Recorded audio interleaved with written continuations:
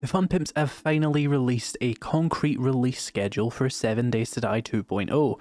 The first and seemingly only developer stream will be on Tuesday, June 10th, and you can stop by their Twitch, see a preview of 2.0 before it comes out. Then on Friday, June the 13th, we're gonna see the much maligned streamer weekend, where streamers will get early access to an experimental build of 2.0 over the weekend if they have over 5,000 subscribers, followers, whatever, and are in good standing with the Fun Pimps. As ever, I will not be putting out content early because I'm banned.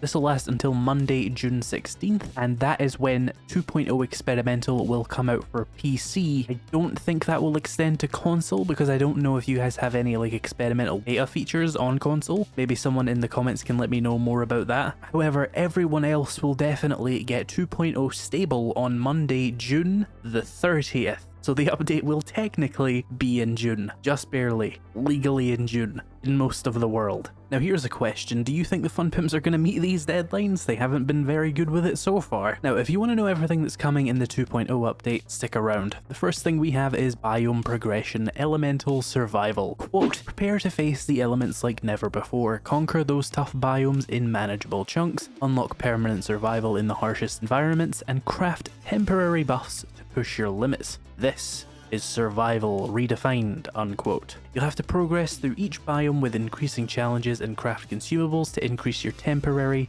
biome elemental resistance, and eventually you can complete challenges to unlock permanent biome elemental hazard immunity. Unfortunately, it seems that there will be progressive biome maximum loot caps to, quote, encourage exploration. Luckily, there will be game options available for custom and classic playstyles to disable this. There's also going to be new HUD and player elemental VFX and sound effects, as well as, quote, several new biome zombies, including the new Desert Plague Spitter, which we have seen, and the Snow Frost Claw, complete with new unique behaviors. This will also include dynamic severe storms. On top of new biome elemental survival, they've added a new dynamic severe storm system. Dynamic storms will force players to take or build shelter, and update 2.0 is going to feature a unique storm type in every biome, with rain and light snow still existing but not being hazardous. We have seen the desert storm and the burned forest storm, as well as seeing the plague spitter in action and pictures of the frost claw. I will be cycling through those clips as I talk during this next section. So all of this weather and environmental stuff has some ups and downs in my opinion. On the one hand, having more danger in the environment in this survival game is definitely good, and it should add some much needed difficulty to the game. However, I'm not the biggest fan of the whole locking you out of certain loot in certain biomes thing. It just feels like you're railroading the players into sort of a Valheim-like experience, where you go biome to biome to biome as like the point of the game, rather than, you know, just being risk versus reward. Now, you can't really go to other biomes until you're at that point in progression, and once you've left that biome, you're not really encouraged to go back to it, which feels very in the vein of games like Valheim, where you go meadows, black forest, swamp, mountain, plains, and you usually spend a lot of time in every single biome with the goal of reaching the next biome. I'm sure it'll play okay in the end, but it's definitely a concern for me. Now, as for the ability to toggle it, I think that's a good feature, particularly for console players who won't be able to mod out the bad features.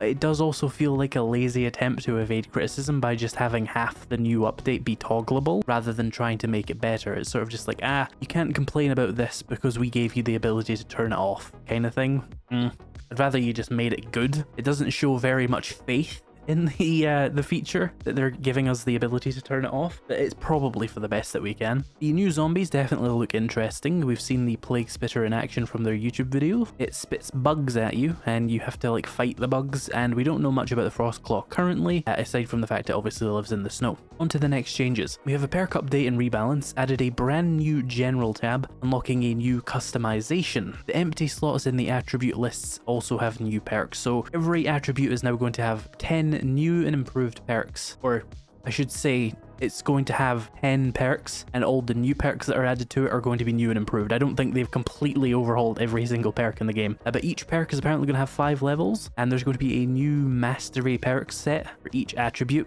and it's unclear what that actually means, but it sounds kind of cool. They've moved some features to a new general tab, without attribute requirements, which is very interesting. This is the feature I'm most excited to see. The removal of such a strong focus on the attributes, with useful stuff living in a more general tab, letting you kind of dip into those really useful things every playthrough without having to railroad yourself into using the same gun and the same melee weapon every time because you need some other feature, is a good thing, I think, for keeping the gameplay fresh. And then adding more perks and skills to all the attributes to give us more flavor and interesting character options. That's the stuff I really love in games, so that sounds amazing to me. The next feature I'm looking forward to, though, is just Sledgehammer Saga. It's a skill book for the Sledgehammer weapon class. I think this is sorely needed. Sledgehammers have lacked some really fun quality of life stuff that, say, spears and clubs have had for a while. So it'll be nice to have that added in, just to spice them up a little bit. They weren't bad before, but I'm sure they'll be a lot more enjoyable now. They've also added new higher game stage zombies, similar to the current green radiated zombies. They will have a new higher game stage charged blue and infernal orange. Don't think about infernal too hard. Don't think about what mod that could be from. Zombies with new behaviors. These will be added to the end of 7 Days to Die, like as the end game enemies. I'm very interested to see what all this really means and what it does, or if it's just going to be a bunch more bullet sponges. I think they're maybe introducing some power creep there, because on higher difficulties, like say Insane, it's already very spongy, even with the best gear in the game at the very end of the game. Those radiated zombies and stuff can take a lot of bullets, and it's quite boring. So I don't know how we really have room with the weapons and armor and perks we have available to us to add in 2 new tiers of zombies if they are just going to have more health. Hopefully they have something a bit more interesting about them other than just more health to make it a lot less spongy in the end game, because for the most part I think they're done with weapons for 7 Days to Die. Every attribute has its 3 tiers except for the stun baton, but don't think about that. And there's not really any whispers of them wanting to add any new guns or anything, like a tier 4 to the guns, nor is there really any room for it in the loot tables and stuff. But I look forward to seeing how this ends up. There's also a tree and foliage update. Most trees are optimized to run on the same speed tree shader for a performance boost and reduced draw cells. I have no idea what any of the words I just said mean. That I'm not an art video game person. I don't know what those words are, but I do know this. The burned forest and wasteland trees have been redone with a greatly improved look, so that'll be nice. And there's also new sub-biome foliage systems, which allows for clearings and thicker foliage forests with lower growing plants on their perimeter for a much more believable look without sacrificing performance. I bet zombies are going to hide in those damn bushes and beat the shit out of me. The next feature we have is called Crawl Out Zombies, which adds the functionality to allow zombies to spawn in and crawl out of smaller 1 meter spaces and crawl under tighter areas. This is going to wreak havoc on base designs, I am sure. And there's also going to be improved tools for spawning and respawning enemies, and they've reworked many of the larger POIs to take full advantage, maintaining the challenge while improving the performance. What that means specifically remains to be seen. There's going to be a Navezgane update. It's going to get a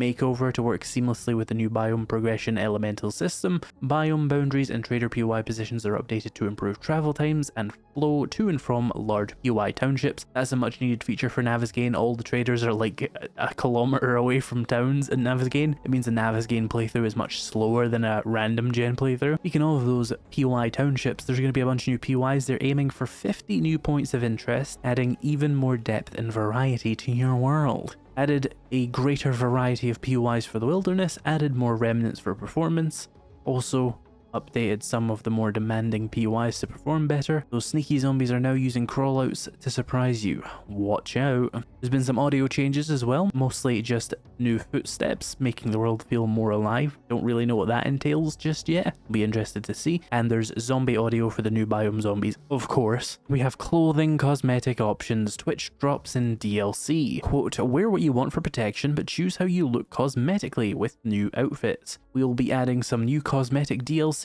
and Twitch drops for 2.0. Get ready to unlock awesome new content and show off your unique style.